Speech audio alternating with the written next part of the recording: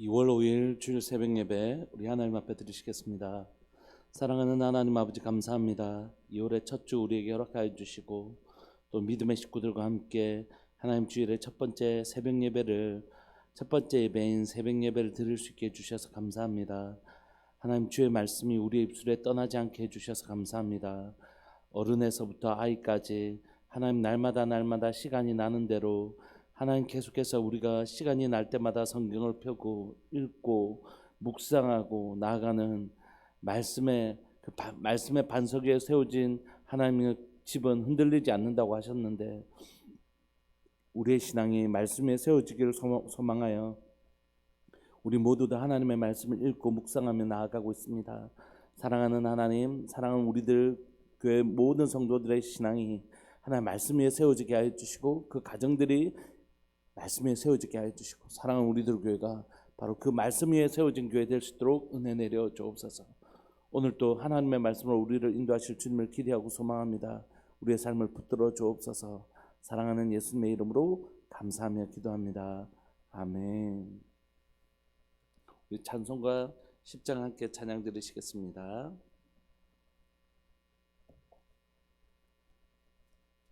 찬송가 10장.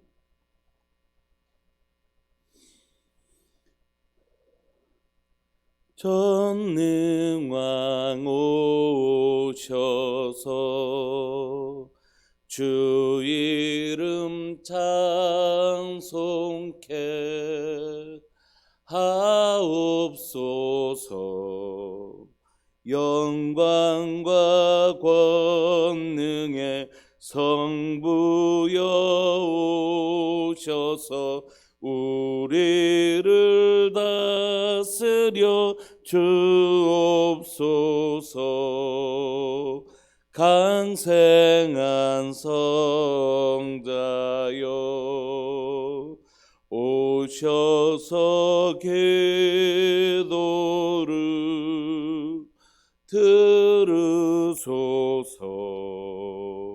택하신 백성들 복 내려 주시고 거룩한 마음을 주옵소서.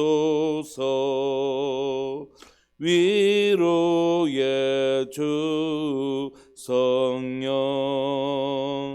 오셔서 그 증거 주옵소서. 전능한 주시여 각 사람 맘에서 떠나지 마시고 계시소서.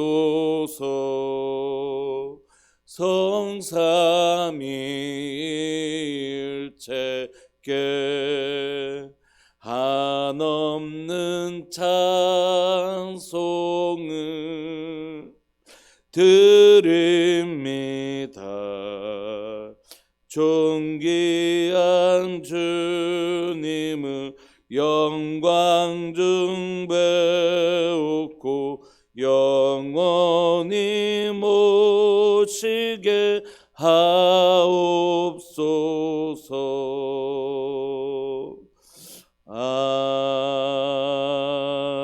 아멘. 우리 하나님 말씀 사무엘상 8장 1절부터 9절까지 함께 보시겠습니다.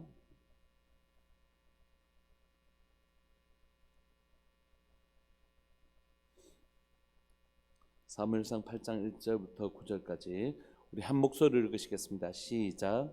사무엘이 늙음에 그의 아들들을 이스라엘 사사로 삼으니 장자의 이름은 요엘이요 차자의 이름은 아비야라. 그들이 브엘세바에서 사사가 되니라. 그의 아들들이 자기 아버지의 행위를 따르지 아니하고 이익을 따라 뇌물을 받고 판결을 굽게 하니라. 이스라엘 모든 장로가 모여 라마에 있는 사무엘에게 나아가서 그에게 이르되 보소서. 당신은 늙고 당신의 아들들은 당신의 행위를 따르지 아니하니 모든 나라와 같이 우리에게 왕을 세워 우리를 다스리게 하소서 한지라.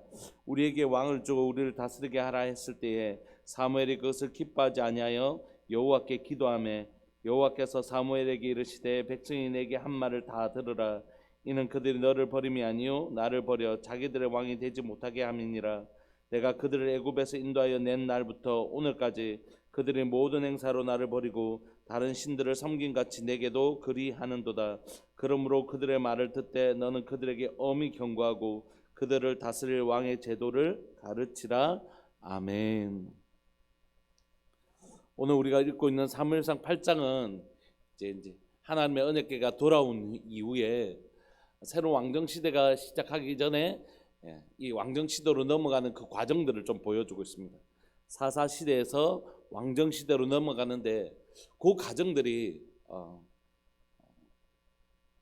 왕정 시대 사사 시대 그 400년의 그 긴 사사 시대가 끝나고 새로운 왕정 시대가 열리는구나 라는 기대하고 다르게 그 왕정 시대를 시작하는 동기는 굉장히 오히려 악하고 나쁜 동기로 시작하게 됩니다. 1절에 보시면 사무엘이 이제 늙었죠. 사무엘이 사사로서 이 백성들을 이제 다스리고 미스바에서 회개 운동도 하고 그래서 어떻게든지 이 백성들을 하나님께로 돌아가게 하려고 막 몸부림쳤는데 그런 이제 이스라엘 백성들의 회복이 있는 것 같아 보였어요. 그들의 마음이 하나님의 언약궤가 오랫동안 기럇 여아림에 있는 것으로 인해서 그들의 마음이 여호와를 사모하게 되고 그래서 다시 한 번 더 미스바에서 회개 운동도 하고 뭔가 좀 되는 것처럼 보였거든요. 그래서 이제는 이스라엘 백성들이 뭔가 변화가 일어나는구나 그런 기대를 가지겠어요. 그런데 이제 그렇지 않다는 것을 우리가 이제 오늘 본문에서 확인하게 되는 것이죠. 그런 변화는 하루아침에 짠하고 일어나는 것은 아닌 것 같아요. 끊임없이 그 영혼이 좀 변화되는 것 같다가 또 제자리 가고 또 변화되는 것 같다가 제자리 가는 것 같아도 그래도 끊임없이 그 영혼을 포기하지 않고 섬길 때 점점 그 영혼이 성숙돼 가는 것을 보게 되죠. 우리들도 자녀들을 키울 때 마찬가지 아닙니까? 아이가 어떨 때 한번 기특한 소리를 했다고 해서 얘가 뭐 그렇게 성숙돼 하루아침에 성숙되는 건 아니잖아요. 그러면서 또 실수도 하고 그러면서 자라가는 것이죠. 이스라엘 백성들도 그런 변화된 모습을 보여줬지만 그들 가운데 근본적인 어떤 성숙이 일어났던 건 아닌 것 같습니다. 그들을 섬기던 사무엘이 이제 늙었고 그 사무엘을 대신해서 그 아들들이 이제 이스라엘 사사가 되어서 이스라엘 백성들을 사사로 섬기기 시작합니다. 2절에 보시면 장자의 이름은 요엘 그리고 차자의 이름은 아비야 이렇게 되어 있는데 이 두 아들의 이름의 뜻은 뭐냐면 요엘은 여호와는 하나님이시다라는 뜻이고 아비야는 여호와는 나의 아버지십니다라는 뜻이에요. 그러니까 여러분 우리가 자녀들을 낳을 때 그 자녀들에게 우리의 소망을 담아서 이름을 짓지 않습니까? 넌 이렇게 자라라 이렇게. 그래서 사무엘도 그 두 자녀를 낳고 요엘 또 아비야라는 이름을 지어주면서 아이들이 하나님만 섬기는 백성이 되기를 소망하면서 그 이름을 지어주지 않겠습니까? 그래서 그들이 자라서 사사가 되었어요. 그런데 문제는 3절에 보면 그의 아들들이 자기 아버지의 행위를 따르지 아니하고 이익을 따라 뇌물을 받고 판결을 굽게 하는 건강하게 자라지 못했을 뿐만이 아니라 사사가 되었는데 사사로서의 그 바르게 행하지 못하고 오히려 악을 행하는 뇌물을 받고 판결을 굽게 하고 자기의 이익을 따르는 그런 모습을 보여준단 말이에요. 여러분 자 한번만 봐주시겠습니까? 아버지가 누구죠? 이 사람들의 아버지가 사무엘입니다. 아버지가 사무엘인데 자녀들이 이렇게 자라요. 그러니까 여러분 장담 못하는 것입니다. 아버지가 사무엘이라고 해서 자녀들이 저절로 자라주는 건 아니더라고요. 너무너무 이렇게 안타깝죠. 우리가 정말 두렵고 떨리는 건 뭐냐면 아버지가 목사님이고 아버지가 장로님이시고 아버지가 교회 집사님이고 어머니가 권사님이시고 우리 집은 다 몇 대째 5대째 몇 대째 예수님 믿는 집안입니다. 이게 우리 자녀들을 하나님의 사람으로 저절로 만들어주는 게 아니라는 것이에요. 그럼 명색이 우리 아버지가 이런 분이신데 그 신앙의 그 가정 안에서 자랐으면 좀 이렇게 자라주지 않을까? 사무엘 집안이라면 그 사무엘 집안 안에서 자란 애들은 그 가풍이 있는데 이렇게 좀 자라주지 않을까? 절대 여러분 우리 자녀들의 그 신앙을 낙관적으로 기대하시면 안 됩니다.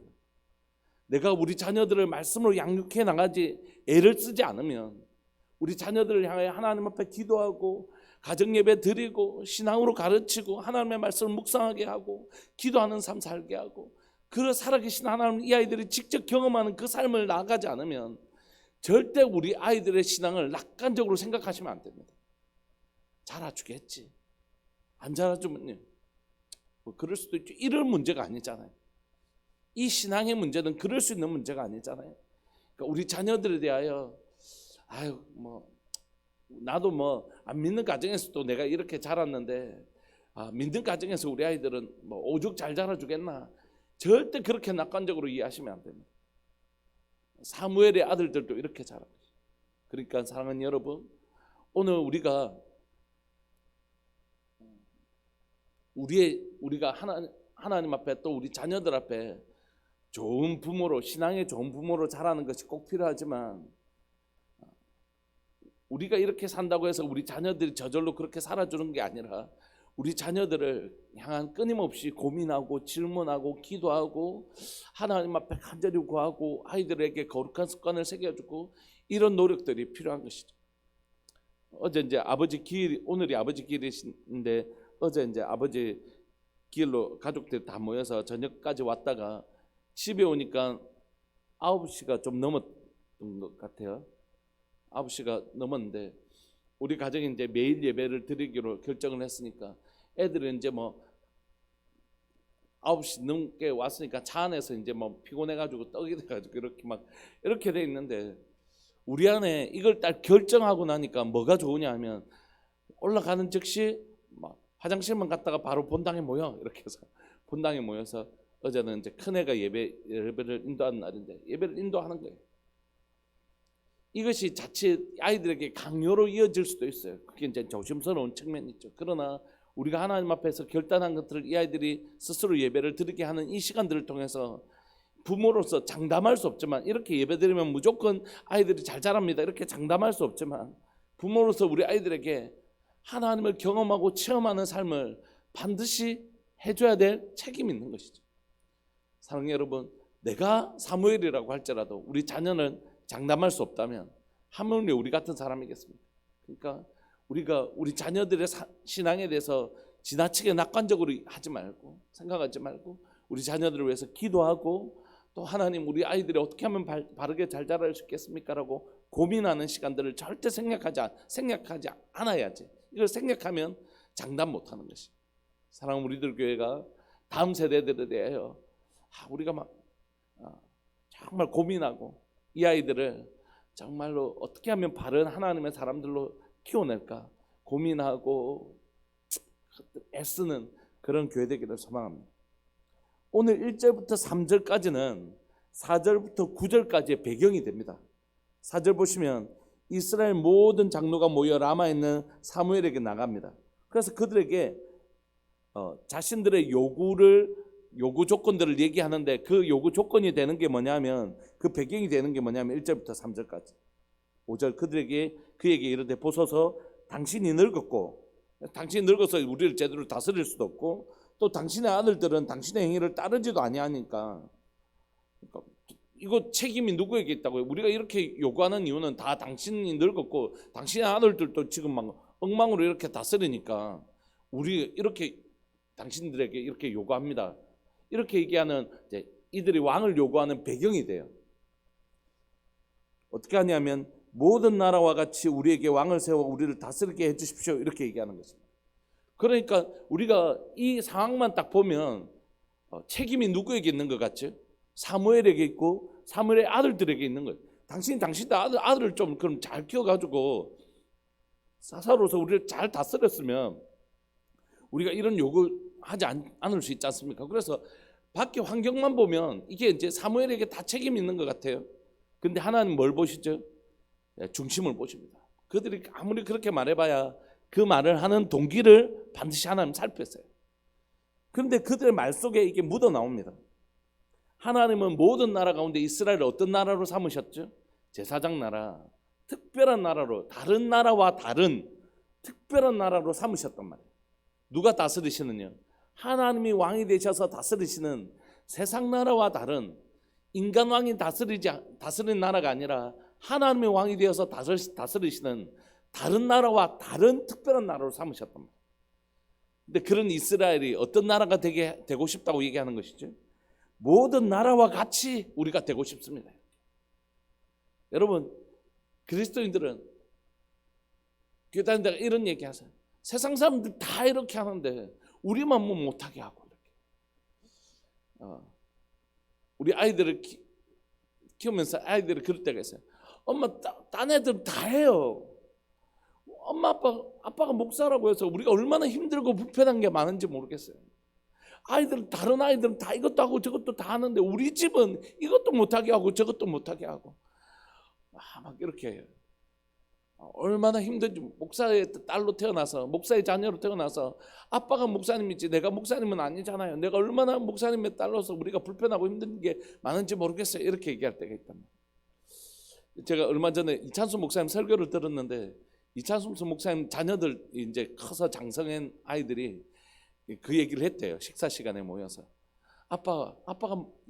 우리 아빠가 이찬수 목사여서 우리가 얼마나 불편하고 힘든 게 한두 가지가 아니었는지 모르겠어요. 다른 애들은 주일날 뭐 저녁 때도 뭐 마치고 뭐 또 놀러 가고 이랬는데 우리는 그렇게 하지도 못하게 하고 우리가 얼마나 뭐 힘들었는지 모르겠다. 그러니까 이찬수 목사님이 이렇게 말씀하셨다고. 목사의 자녀로 그렇게 힘들었다면 목사인 나는 얼마나 힘들었겠냐 이렇게. 나는 목사라서 못하는 게 얼마나 못하고 사는 게 얼마나 많은지 아냐 이렇게 얘기하셨다고. 그렇죠. 우리 아이들이 얘기해요.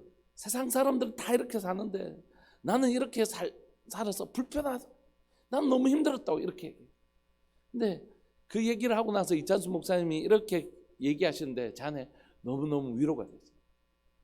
목사님은 미국에 이제 가면, 미국은 여기보다 골프가 싸니까 사람들이 골프를 치자고 가르친대요. 근데 절대 골프 안 친다고 그러시대요. 근데 이건 그 이찬수 목사님 스승이신 옥하는 목사님도 그러셨거든요. 옥하는 목사님이 이제 연세가 되니까 심한 운동은 힘들고 하니까 주변에서 목사님 골프도 좀 치시고 건강을 좀 덜 보시죠. 그러니까 옥하는 목사님이 이렇게 얘기하셨다. 내가 골프 안 쳐서 위로받는 성도들이 얼마나 많은데 그 골프 그게 뭐라고 내가 골프 쳐서 성도들의 마음을 힘들게 할 거냐. 나는 골프 안 쳐도 상관없다. 그 골프 쳐서 우리 성도들, 우리 목사님 골프 치러 다니신다 이 얘기 듣는 것보다, 뭐 골프 치는 게 나쁘다는 뜻은 아니지만 우리 목사님 골프도 안 치시고, 내가 골프를 안 치는 게 죄는 아니지만 골프를 안 치는 것으로 통하여 위로받는 성도들이 있다면 그게 뭐라고 내가 우리 성도들을 위해서 그거 뭐 안 칠 수 있다. 이찬수 목사님도 미국에 가서 골프를 치는데 사람들이 다 치는데 나는 골프 안 친다. 나는 내가 골프가 그래 재밌다는데 골프에 맞들이 가지고 성도들에게 써야 될 신경들, 설교 준비하는 데 써야 될 시간들 다 거기에 빼앗기면 어떻게 하겠냐고. 나는 그런데 나는 내 시간들 다 이렇게 쓸 거라고. 내가 목사라서 못하는 게 한두 가지가 아니라는 거예요. 본인 이제 교회가 크시니까 뭐 이 정도 규모 있으면 내가 벤츠를 탈 수도 있지 않냐고. 그런데 이제 본인 목사님이 벤츠를 타는 것으로 인하여 불편해야 될 많은 성도들이 있을 수 있잖아. 그래서 난 그거 안 한다는 거지. 근데 그렇게 사는 이유는 뭐냐면 사람들이 목사님을 향한 기대감이 다르다는 것이에요. 다른 사람 몰라도 이찬수 목사님은 좀 우리하고 다르게 살아줬으면 좋겠다라는 사람들이 자신을 향하여 높은 기대감이 있다는 걸 자기가 느낀다는 거예요. 그게 얼마나 특권인지 모르겠어요. 사람들이 나는 좀 다를 거라고 생각하고 목사님은 좀 다르게 살아줬으면 좋겠다는 그 기대를 한다는 것을 느낀다는 거죠. 그러니까 이게 불편하지 않고 내가 그래도 사람들이 나를 향하여 저런 높은 기대를 가지고 있구나. 뭐 저 같은 사람이야 그런 선배 목사님에 비하면 아무것도 아니지만 그래도 그걸 느끼죠. 사람들이 목사님은 좀 다르게 살아줄 것을, 우리는 다 이렇게 살아도 목사님은 좀 다르게 살아줄 것을.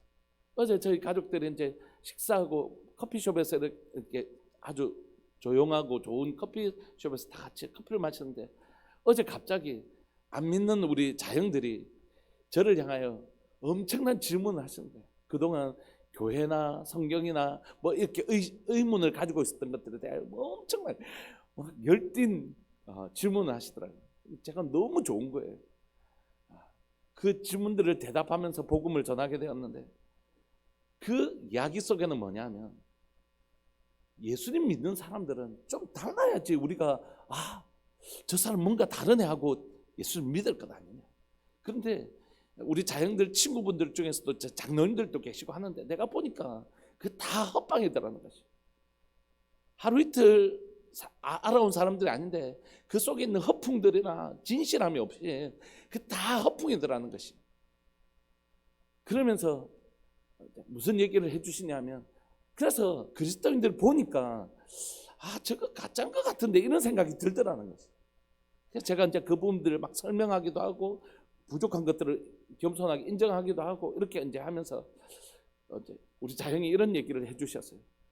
나 그래도 우리 친구들한테 우리 처남 목사인데, 우리 처남을 이제 오래 알아왔잖아요. 벌써 뭐 수십 년 알았어. 우리 처남은 진짜인 것 같더라. 우리 막내 자형도 굉장히 기독교에 대해서 엄청 좀 안티적이고 공격적이신. 저러니까 목사 되는 것 같다, 이런 생각을 한다는 거예요. 그 얘기를 들으면서 제 마음에 좀 위로가 되었어요. 좀 다르게 사는 삶, 이게 결코 불편한 삶이 아니라 특권의 삶이죠. 세상 나라들과 다르게 사는 것이 불편한 게 아니고 우리의 특권인 것이에요. 그리스도인들이 세상 사람들은 부동산 투기하고 막 다 이렇게 살아도 우리가 그렇게 살지 않는 삶, 그리스도인이기 때문에 다른 사람들은 빨간불에 다 건너가도 우리는 그 불편하게 사는 삶이 우리가 손해보는 삶이 아니라 그리스도인이기 때문에 세상의 빛과 소금으로 살아가는 존귀한 삶이라는 것이죠. 여러분, 우리들 교회가 세상과 다르게 살아가는 특권을 누리는 교회 되기를 소망합니다. 세상과 다르게 살아가는 그것이 특권인 사람들. 나는 세상 사람들하고 다른 사람 다 누려도, 예를 들어서 성도들은 좀 그래 할 수 있어도 목사인 나는 그러면 안 되지. 성도들은 예를 들어서 그런 거 좀 뭐 이렇게 해도 나는 목회자로 부름을 받았으니까 내가 살아가는 이 땅, 이 세상에서 내 인생에 나 그 기쁨 좀 생략할 수 있죠. 뭐 골프 치는 거 좀 생략할 수 있죠. 좋은 차 타는 그 즐거움 좀 내려놓을 수 있습니다. 대신에 주님은 제게 설교할 수 있는 이 기쁨과 감격을 주시잖아요. 그러니까 이게 특권이라. 세상 사람들 누린 건 나 다 못 해봤다, 이게 불편함이 아니고 그리스도인으로서 다르게 살아가는 것이 우리의 특권인 줄 믿으시기 바랍니다. 세상 나라들하고 다르게 살아가는 것, 세상 나라 사람들은 인간왕을 두고 있지만 우리에게는 하나님의 왕이 되시는, 세상은 알 수도 없고 누릴 수도 없는 기쁨과 평안이 우리에게 있는 것이죠. 이것이 우리의 특권인 줄 믿으시고 그리스도인만의 이 특권을 누리시는 교회 되기를 소망합니다. 우리 아빠가 목사님이셔서 다른 아이들이 누리지 못하는 걸 얼마나 많이 누리는지 몰라요.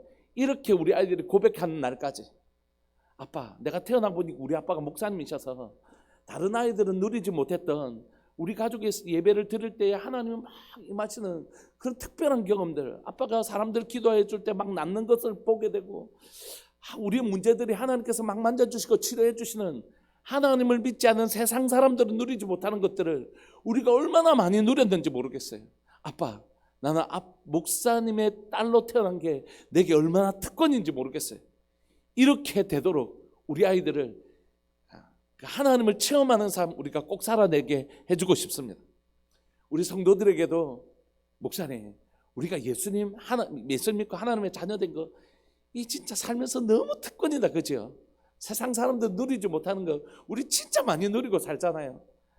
진짜 예수 믿는 게 얼마나 특권인지 모르겠습니다.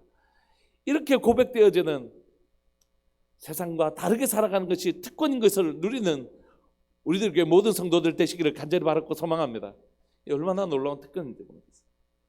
그런데 그들은 그 특권을 내려놓고 우리에게 세상 모든 나라와 같이 우리에게 왕을 세워 우리를 다스리게 해달라고 요구합니다. 그 요구 안에 담겨져 있는 것이 무엇인지 하나님은 정확하게 아시죠. 6절, 우리에게 왕을 주어 우리들을 다스리게 하라 했을 때에 사무엘이 그것을 기뻐하지 아니하여 여호와께 기도할 때 하나님 말씀하십니다. 사무엘에게 이르시되 백성이 내게 한 말을 다 들으라. 이는 그들이 너를 버린 것이 아니다.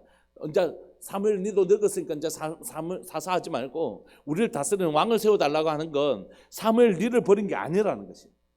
누구를 버렸다고요? 나를 버려 자기들의 왕이 되지 못하게 한.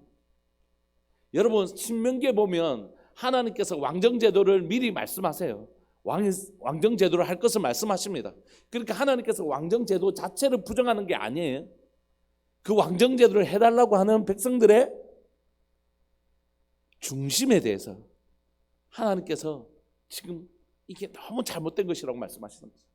그들이 만약에 하나님의 왕이시지만 하나님의 왕 되신 것을 인정하고 다스리는 그런 하나님이 세우시는 인간왕을 세워주십시오라고 했다면 하나님 이렇게 하지 않으셨을 거예요.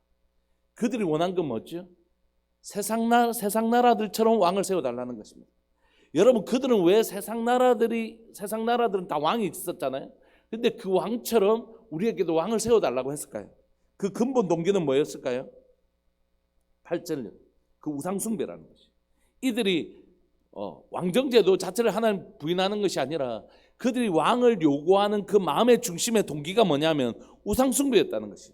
8절 내가 그들을 애굽에서 인도하여 낸 날부터 오늘까지 그들이 모든 행사로 나를 버리고 다른 신들을 섬긴 것 같이 네게도 그리하는도다. 즉 우상숭배하는 것이라는 것이. 9절 그러므로 그들의 말을 듣되 왕정제도는 허락하되 너는 그들에게 엄히 경고하여 그들을 다스릴 왕의 제도를 가르치라. 왕정제도는 허락하지만 그들에게 하나님의 왕정제도의 기준을 마련해서 그들이 우상숭배하는 데는 흘러들어가지 못하도록 해라 이렇게 얘기하는 것입니다. 그렇다면 여러분 그들이 요구하는 왕정제도는 왜 우상숭배일까요? 여러분 우상숭배는 뭐냐면 이런 것입니다. 사람들은 어떤 습성이 있냐면 감각을 통해서 확인되는 것만 믿으려고 하는 경향들이 있습니다. 제가 이제 자주 예를 들은 게 우리 애가 어릴 때 잠을 잘 때 이제 혼자 방에서 자니까 무서운 거예요.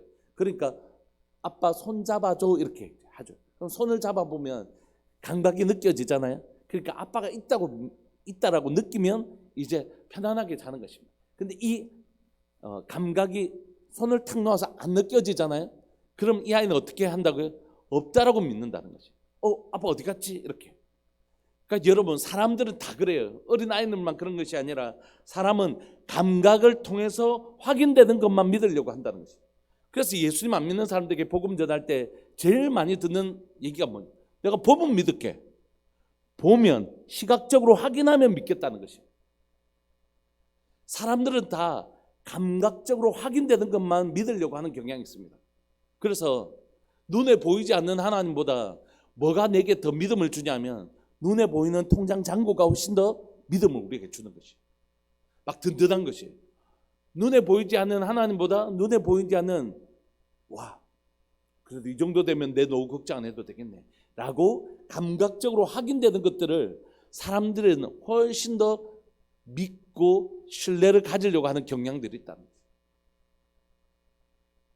보이지 않는 하나님보다 보이는 내가 이 정도 이 직업 가지고 몇 살 때까지 이 월급 받고 또 이렇게 하면 충분하겠네. 이 정도 학벌이면 앞으로 살아가는데 어려움 없겠네. 그래서 눈에 보이지 않는 하나님을 사람들은 감각적으로 확인되는 것을 믿으려고 하는 경향이 있기 때문에 뭘 만들려고 할까요? 눈에 보이는 감각적인 것들을 만들려고 합니다. 그래서 만든 게 뭐냐면 우상이에요. 우상. 왜 우상은 눈에 보이는 것들이잖아요. 왜 상을 만들려고 하지? 눈에 보이지 않는 것들은 모세가 올라가 버리니까 불안한 거예요. 그러니까 모세 대신 눈에 보이는 것을 만드는 것입니다. 그래서 백성들에게 뭘 주려고요? 야, 우리 신이 여기 있으니까 불안해하지 마라 이렇게. 그러니까 사람들은 반드시 감각되는 것들을 믿으려고 하는 경향이 있고 보이지 아니하는 하나님을 대신해서 그들에게 뭔가 보이는 것으로 안정감을 주려고 하는 건 다 우상입니다. 그게 만든 게 금송아지든 금염소든 나무로 만든 무엇이든 다 우상은 그래서 눈에 보이는 것들로 만드는 것이. 여러분 도로가를 다니다 보면 불상이 큰 게 있습니다. 여러분 불상을 작게 크게 만들면 힘이 있고 작게 만들면 힘이 없고 이런 거예요. 근데 왜 저걸 저렇게 크게 만들지? 크게 만들어서 난 이만큼 힘이 있어 이렇게 보여주고 싶고 왠지 저걸 보면서 와, 저건 되게 힘이 있는 것처럼, 덩치가 저렇게 큰 것처럼 해서 저거는 웅장한 것처럼 압도당하게 눈에 보이는 크기로 압도시키려고 하는 것입니다. 왜 그렇게 할까요? 왜 그렇게 만들까요? 실제로 능력이 없기 때문입니다. 여러분, 교회가 초대교회 굉장히 능력이 있었잖아요. 하나님의 놀라운 역사가. 근데 중세를 지나면서 교회가 능력을 상실하기 시작했어요. 그래서 중세를 암흑의 시대라고 하잖아요. 근데 그때 교회의 특징이 뭔지 아십니까? 건물을 크게 짓기 시작합니다. 왜냐하면 교회 안에 있는 하나님의 역사가 없기 시작하니까 눈에 보이는 가시적인 것으로 그것을 대체하려고 하는 경향들입니다. 얼마 전에 뉴스에 예수님 상을 브라질 리오데자네이로 그런 것처럼 큰 예수님 상을 만들려고 하는 계획이 발표가 된 적이 있어요. 물론 그게 이제 그 시에서 그건 허락받지 않은 건데 그렇게 신문에 났다고 또 나긴 했지만, 여러분, 이게 얼마나 비신앙적인 것이냐면 눈에 보이지 않는 하나님을 눈에 보이는 것으로 대체하려고 하는 경향, 그것을 믿음의 대상으로 대체하려고 하는 경향, 이게 바로 우상숭배라는 것이에요. 말씀을 마무리하고 싶습니다. 왜 하나님은 이것에 대해서 이렇게 책망하시냐 하면, 우리 속에는 끊임없이 감각되는 것만 믿으려고 하는, 내가 보면 믿을게라고 하는 것, 그게 우상숭배라는 거죠. 눈에 보이지 않는 하나님을 눈에 보이지 않는 믿음으로 눈에 보이지 않는 천국 가는 것, 그게 기독교의 핵심인데 자꾸 눈에 보이는 것으로 대체하려고 하는 것이에요. 눈에 보이지 않는 하나님. 사랑하는 여러분, 오늘 여러분들에게 안정감을 주는 것은 무엇입니까? 난 충분하다 라고 여러분들에게 진정한 안정감을 주는 것은 뭡니까? 이 하나님의 말씀이 되시기를 소망합니다. 하나님은 너를 지키신다.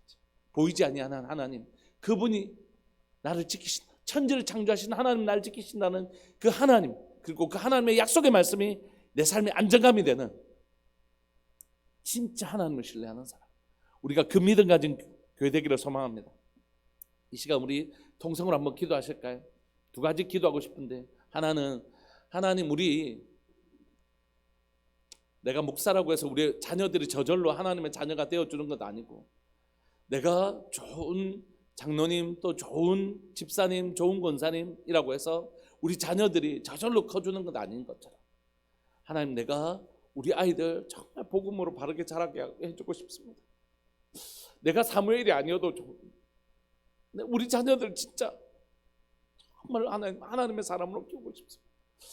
하나님, 내가 두렵고 떨림으로 우리 자녀들을 하나님의 말씀으로 양육할 수 있도록 주님 도와주십시오.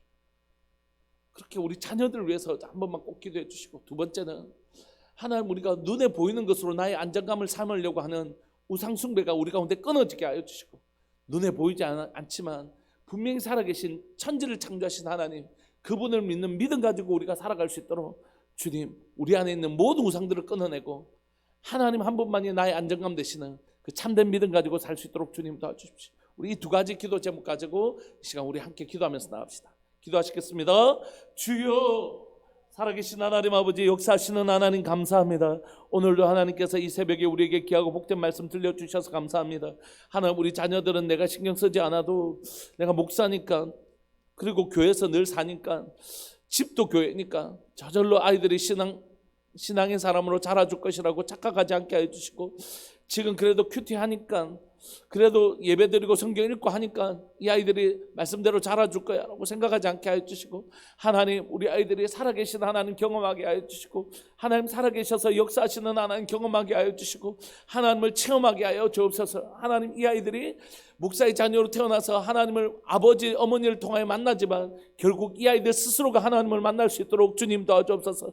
아브라함의 하나님, 이삭의 하나님을 뛰어넘어 야곱이 스스로 하나님을 만났던 것처럼 우리 아이들이 자신의 하나님으로, 자신이 그 하나님을 만날 수 있도록 주님 은혜 내려주시기를 주님 간절히 바라고 소망합니다. 하나님, 다시 한 번 더 무릎 꿇고 엎드리고 하나님 앞에 기도하오니, 사랑하는 우리 아이들 한 명도 그 마음의 믿음, 그 신앙 잃어버리지 아니하고 오직 하나님 한 분만 신뢰하고 오직 하나님 한 분만 따르는 복된 하나님의 사람들, 귀한 하나님의 사람들로 잘 자랄 수 있도록 주여 은혜 내려 주옵소서. 예인이 예린이 찬양의 아이들이 우리 하나님이 귀한 내 딸 우리에게 주셨사오니 하나님 이 아이들이 하나님 앞에서 복음으로 잘 자랄 수 있도록 복음 가운데 잘 자랄 수 있도록 주님 은혜 내려 주옵소서. 사랑하는 하나님, 사랑하는 우리들 교회 가운데 하나님 우리에게 유치부, 유년부, 초등부, 중고등부, 청년부를 허락하셨는데 이 다음 세대를 우리가 한 명도 잃어버리지 아니하고 믿음으로 하나님 이 아이들 잘 양육할 수 있도록 주님 도와주옵소서. 하나님이여 교육부서를 담당하고 있는 우리 교육자들 가운데 기름 부으시고 은혜 내려주셔서 이 자녀들 한 명 한 명들을 하나님의 심장에 품고 기도할 수 있도록 우리 심령 가운데 품고 기도할 수 있도록 은혜 내려주시고 하나님이 한 영혼 한 영혼을 향하여 몸부림치며 하나님 우리가 기도하고 이 한 영혼 한 영혼을 향하여 몸부림치며 하나님 우리가 정말 이 영혼을 붙들 수 있도록 주님 도와주옵소서. 주님 도와주옵소서. 주님 우리 가운데 눈에 보이지 않는 것으로 눈에 보이는 것으로 눈에 보이지 아니하는 하나님을 대신하려고 하는 우리 안정감을 삼으려고 하는 모든 우상들을 끊어내게 하시고 눈에 보이지 않지만 천지를 창조하신 내 아버지 내 하나님 하나님이 해주신 그 약속 그것이 나의 안정감이 되는 하나님 내게는 하나님 한 분만 나의 왕이십니다. 하나님 나를 다스리고 계십니다. 하나님 나를 지키고 계십니다. 하나님이 나의 안정감으로 그리고 다른 것을 만들려고 하지 아니하는 하나님 우리 가운데 분명한 신앙의 하나님의 기준 믿음을 가질 수 있도록 주님 도와주옵소서. 오늘도 귀하고 복된 주일 하나님 모든 예배 가운데 주의 영광으로 함께 하여 주시고 당회와 또 하나님 목장 예배 모든 시간들 속에 하나님의 은혜와 그 영광을 허락하여 주옵소서. 감사합니다. 주님 영광 받아 주옵소서. 사랑하는 예수님의 이름으로 감사하며 기도합니다. 송상예라 분집사님 가정 하나님 앞에 귀하고 복된 예물 드리셨습니다. 축도하고 예배 마치시겠습니다. 지금은 우리 주 예수 그리스도의 은혜와 하나님 아버지의 사랑과 성령 하나님의 교통하심과 돌보심의 은혜가 우리의 자녀들이 하나님 앞에 바르게 자라기를 간절히 사모하고 우리 속에 우상들을 다 제거하고 오직 하나님 한 분만 나의 안정감으로 삼기로 결정하는 우리들 교회 모든 믿음의 식구들 위해 영원토록 함께 계실지어다. 아멘. 계속 기도하시다가 우리 11시 예배 때 또 뵙겠습니다.